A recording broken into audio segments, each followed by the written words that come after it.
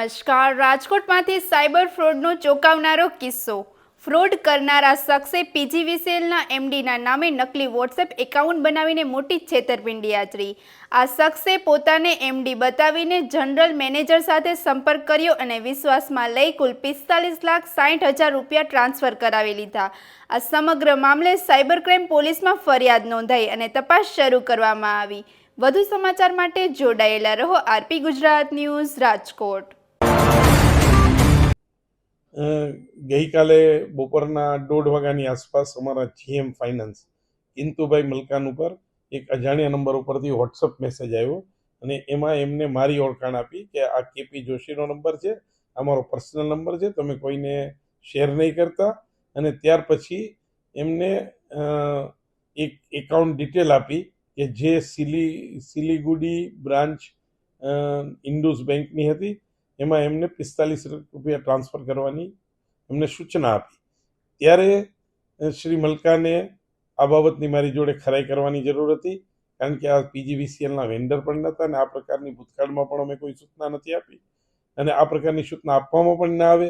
આમ છતાં પણ તે લોકો વધારે પડતા વિશ્વાસના કારણે એમને આ પેમેન્ટ પ્રોસેસ કરી લીધું અને એમના ખાતામાં જમા કરાવી દીધા.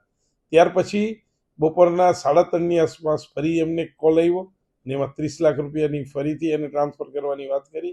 આવા સમયે તેઓ મારી પાસે ખરાઈ કરવા આવતા મેં એમને જાણ કરી કે આવી કોઈ પણ પ્રકારનો મોબાઈલ નંબર હું વાપરતો નથી, આ મારો મોબાઈલ નંબર નથી, આ પ્રકારનો મેસેજ મેં કરેલ નથી.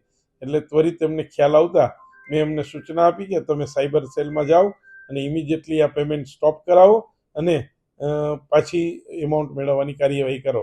આ અનુસંધાને કિંતુભાઈ મલકાને સાયબર સેલમાં એની એફઆઈઆર દાખલ કરી છે અને પોલીસ વિભાગ દ્વારા આની વિશેષ તપાસ હાથ ધરવામાં આવી છે. પૈસા પીજીવીસીએલના એકાઉન્ટમાંથી ટ્રાન્સફર થયા છે અને શેના હતા એ બાબતની કોઈ પણ જાણકારી ન તો વોટ્સઅપ મેસેજ વાળાએ આપી છે ન તો એકાઉન્ટને જાણવાની પણ કોશિશ કરી છે. આવા પૈસા જે રીતના ગયા છે એટલે બીજા કોઈ કર્મચારી ન છેતરાય એ માટે આપે કઈ પગલા લીધા છે? આ અંગે ગઈકાલે જ વોટ્સઅપ મેસેજ અને એક ઓફિસ નોટ ફેરવવામાં આવી છે.